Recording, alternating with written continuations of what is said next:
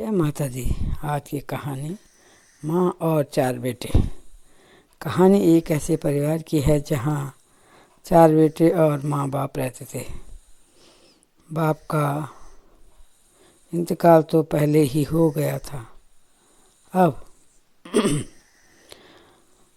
माँ ने ही बेटों को पाल पोस कर बड़ा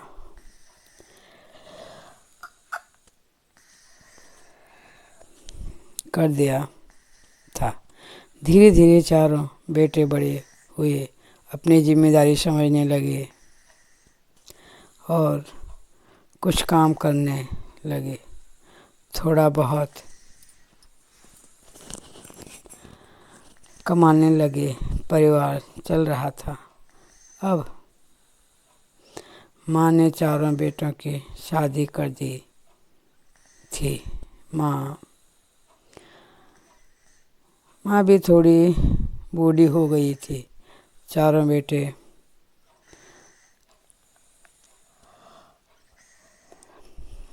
अपने घर परिवार का पालन पोषण अच्छी तरह कर रहे थे। एक दिन माँ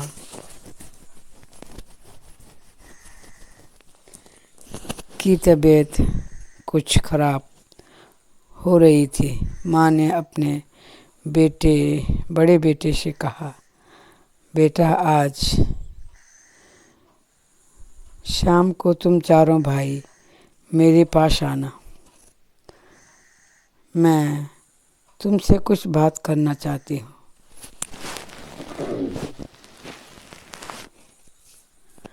बड़ा बेटा बोला, माँ आपकी तबीयत ठीक नहीं है, आप आराम करो, फिर बातें तो होती रहेगी। उन चारों के नाम सोहन, मोहन, रमेश और दिनेश। चारों भाई बड़े प्यार से रहते थे। चूल्हे तो चारों के अलग अलग थे, पर आपस में बहुत प्रेम था। सभी साथ में काम करने जाते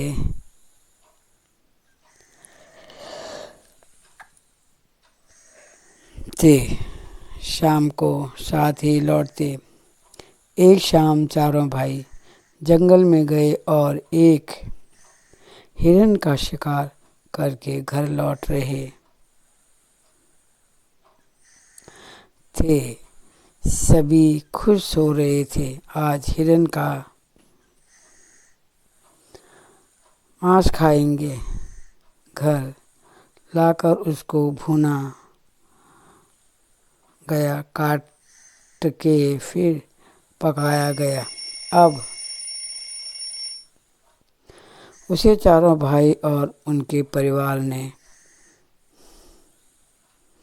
एक साथ मिलकर खाना खाने की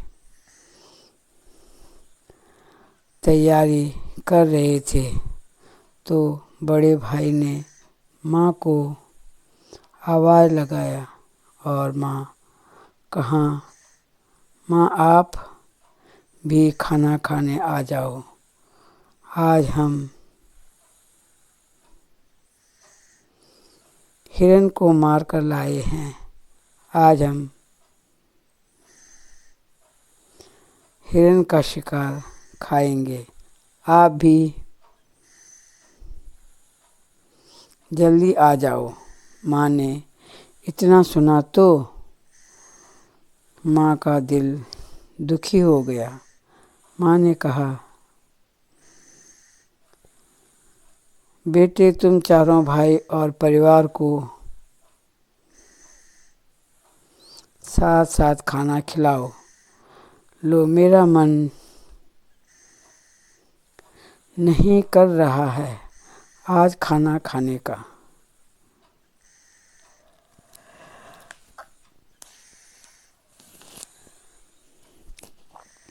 मेरी तबीयत थोड़ा खराब है। फिर छोटा बेटा माँ के पास आया। उसने माँ से पूछा, माँ आपकी तबीयत को क्या हो गया है। अच्छे भली तो हो, फिर आप खाना क्यों नहीं खाती हो? माँ ऐसे ही सबको टाल गई, फिर भी उसका मन नहीं मान रहा था और फिर माँ को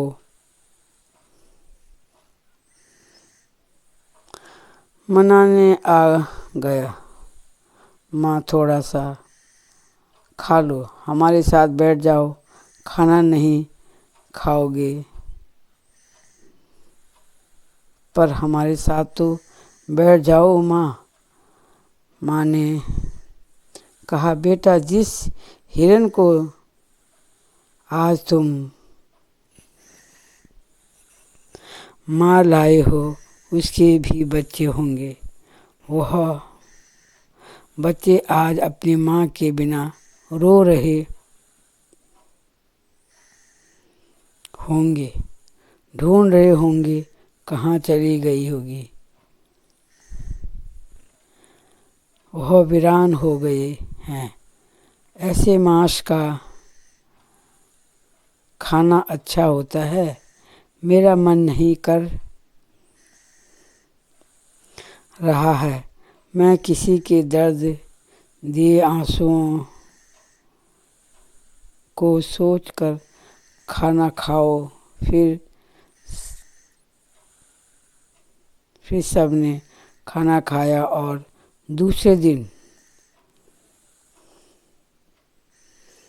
अपने अपने कामों में चले गए। पर माँ का दिल तो बार बार दुखी हो रहा था। माँ उस जंगल में गई जहाँ हिरन को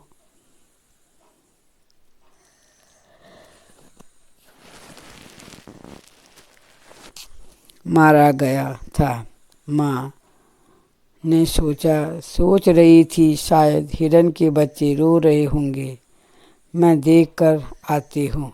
पर जंगली जानवर तो जंगली होते हैं, वह एक जगह पर कहाँ दिखते हैं। फिर भी माँ का दिल बहुत दुख रहा था। तब छोटे बेटे ने कहा, माँ आज के बाद हम ऐसे शिकार नहीं करेंगे।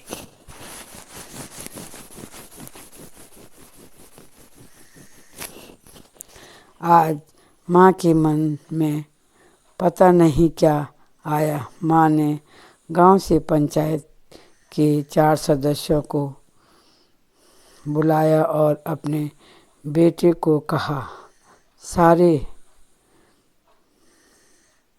बेटों को एक साथ बुलाया और कहा, मैं तुम चारों में बराबर बराबर अपनी जमीन और घर को बांट देती हूँ अपने हाथों से, क्योंकि कल मेरे जाने के बाद पता नहीं कैसा हिसाब किताब रहेगा। फिर माँ बाहर आंगन में बैठी हुई थी। तब बड़े बेटे ने कहा, अब माँ का हिस्सा होना है। माँ चारों भाइयों में एक एक महीने रहेगी। पहले मेरे साथ 1 महीने रहेगी। माँ कुछ ना बोली और सभी ने हाँ करके चले गए। पर छोटा बेटा रात भर सोया नहीं और सुबह उसने अपने तीनों भाइयों को बुलाया और कहा, भाई मेरे हिस्से की ज़मीन मकान तुम तीनों अपने नाम पर कर लो और मुझे माँ दे दो। तीनों भाई ने कहा, होश में तो हो, तुम सोच लो, अपनी ज़मीन और घर हमें दे रहे हो। छोटे ने कहा,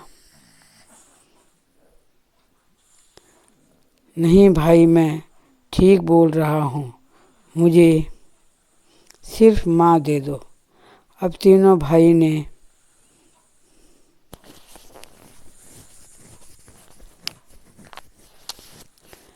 आपस में सोचा कि ठीक कह रहा है, हम तीनों भाई उसकी ज़मीन के 3 हिस्से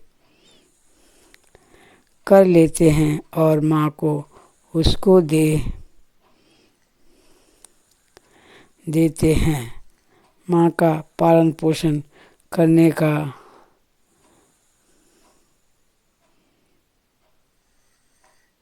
झंझट भी खत्म हो जाएगा। और उन्होंने छोटे को माँ दे दी और उसके ज़मीन के 3 हिस्से करके अपने अपने लिए रख लिए।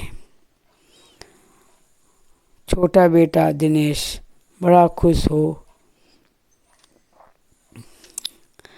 गया और अपने बीवी बच्चों सहित माँ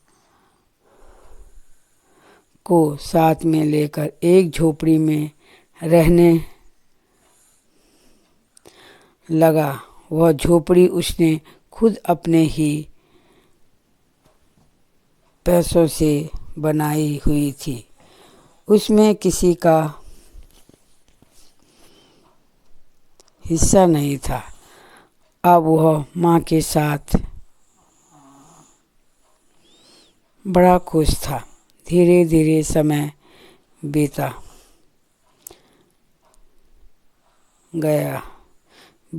गया। माँ भी कमज़ोर होती गई और एक दिन माँ भी इस दुनिया से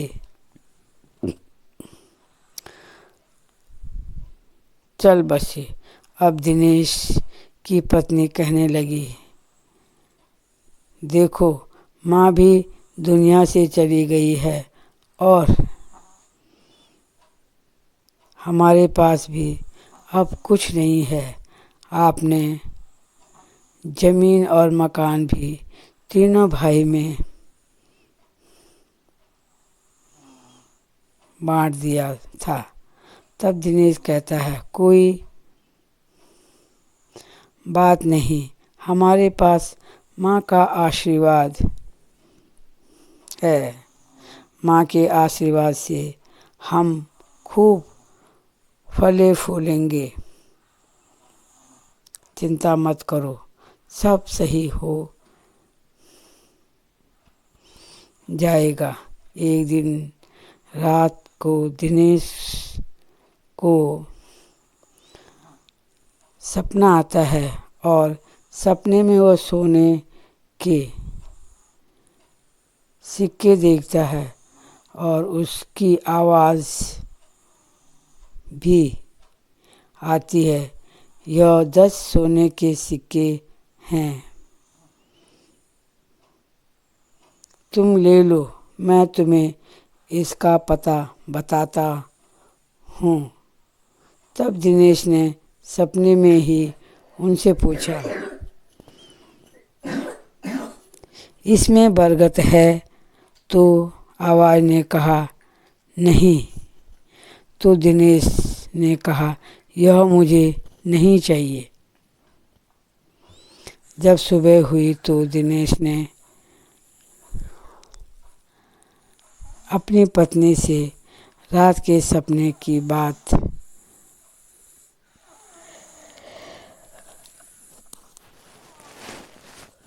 बताई। पत्नी कहती है, पहले भी तुमने सारी ज़मीन और घर बेच दिया और इन सिक्कों को भी तुमने मना कर दिया। दिनेश बड़ा स्वाभिमानी लड़का था। वह हमेशा धैर्य से काम करता था। उसे किसी की चीज़ की इच्छा नहीं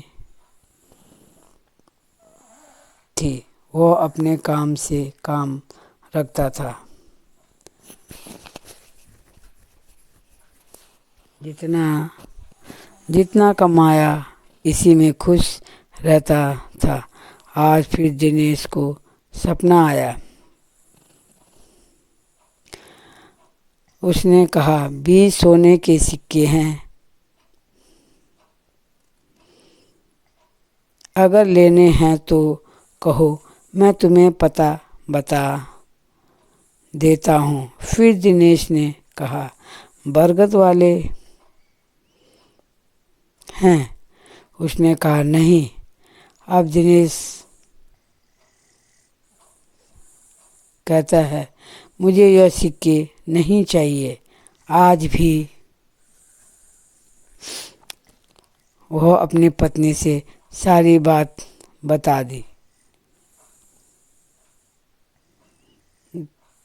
बता देता है। वह पत्नी को सब कुछ बताता था। इसलिए वह आज भी सपना बताया। पत्नी का मूड खराब हो गया। पत्नी सोचने लगी, इसने तो हमेशा ही ऐसी जिल्लत में रहना है, कभी भी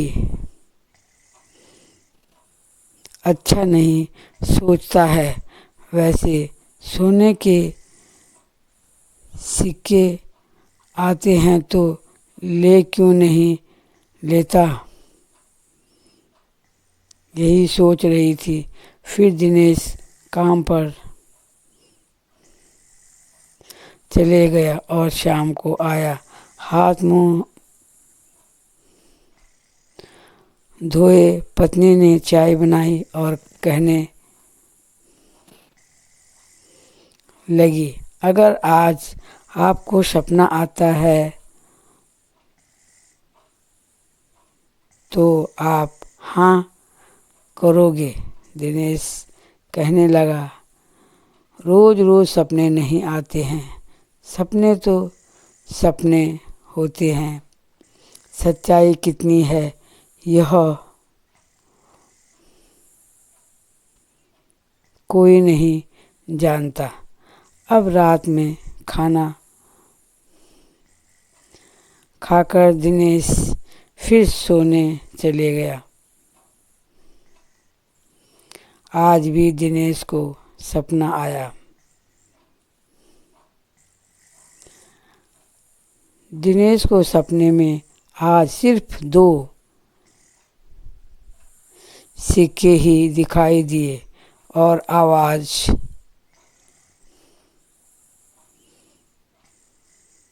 फिर आई, यह तुम्हारे लिए हैं, बोलो। इनको लेना है तो मैं जगह बता देता हूँ। कहाँ पर हैं? अब दिनेश ने फिर कहा है, यह बरगद वाले सिक्के हैं तो मुझे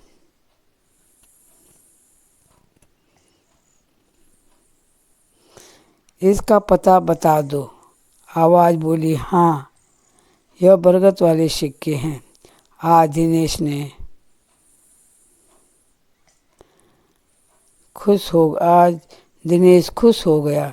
दिनेश को उसने एक जंगल में पेड़ के नीचे खोदने को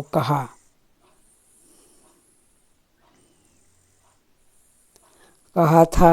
अब दिनेश सुबह होते ही उस जंगल में जाता है जो पेड़ आवाज़ नहीं बताया था। आवाज़ ने ही बताया था। उसको खोदता है तो उसमें 2 सिक्के सोने के मिल जाते हैं और दिनेश खुशी खुशी घर आ जाता है और पत्नी को कहता है, आज 2 सिक्के मिले हैं, इन सिक्कों को संभाल कर रखना, माँ की फ़ोटो के पास ही रखना। यह माँ का ही वरदान है हमारे लिए। हमारे भाग्य में माँ के सिवाय और कोई नहीं है। जो भी करेगी माँ अच्छा ही करेगी। आज पत्नी ने कहा, मुझे मछली खाने की इच्छा हो रही है। आप बाजार जाओ और मेरे लिए मछली ले आओ। दिनेश ने कहा, ठीक है। वह एक मछली लेकर आ गया और उसने कहा, जब तक मैं बाजार से थोड़ा सामान लाता हूँ, तुम इस मछली को छिलके काट के धो के रखना। पत्नी ने वैसे ही किया। पत्नी ने जैसे ही मछली को 2 हिस्सों में काटा, मछली के अंदर 2 मोती निकले, चमचमाती हुई। अब दिनेश जैसे ही घर आया, पत्नी ने सारी बातें बताई। दिनेश ने मोतियों को देखा तो वह हैरान हो गया।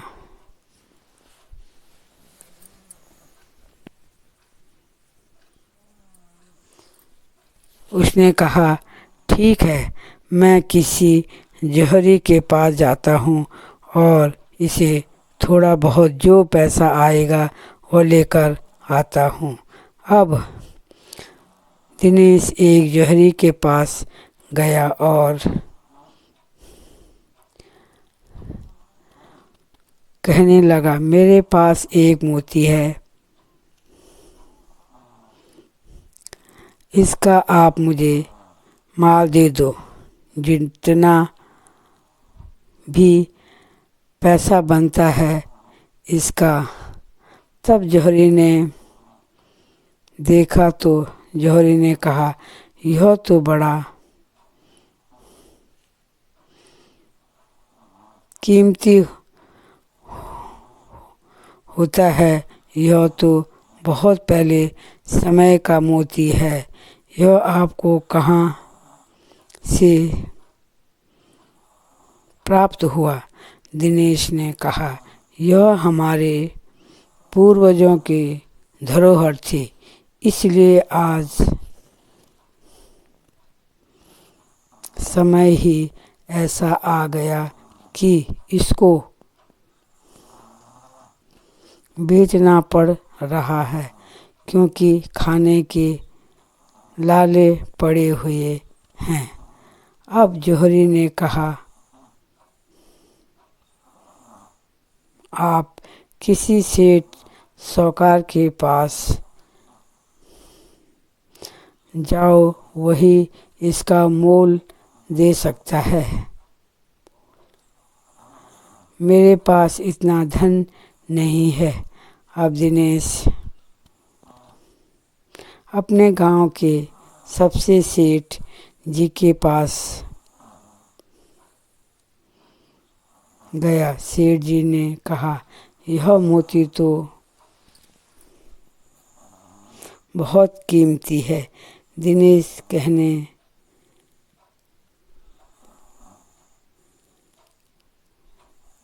कहने लगा, ऐसा मेरे पास एक और मोती है, आप इन दोनों को रख लो और मुझे इनके बदले पैसे दे दो। सेठ साहूकार कहता है, आप दूसरे मोती को भी लेकर आना। और साथ में 4 घोड़ों को भी लेकर आना। अब दिनेश दूसरे दिन 4 घोड़े लेकर साहूकार के पास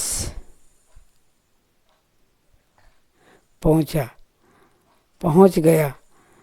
सरकार ने 4 बड़े बड़े पोटले नोटों से भरे दिनेश को दे दिए। दिनेश ने चारों घोड़ों में पोटलियां रखी और घर आ गया। दिनेश बड़ा खुश था। दिनेश ने अपनी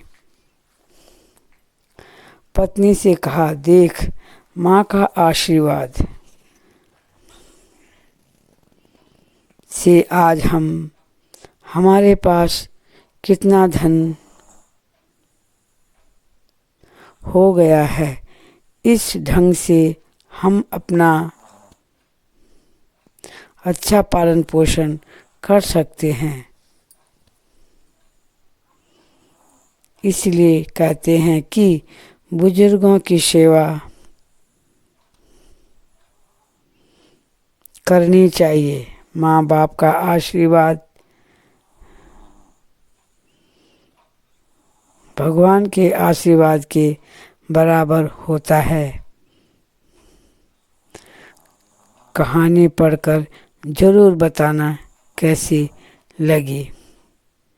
मिलते हैं अगली नई कहानी पर। धन्यवाद।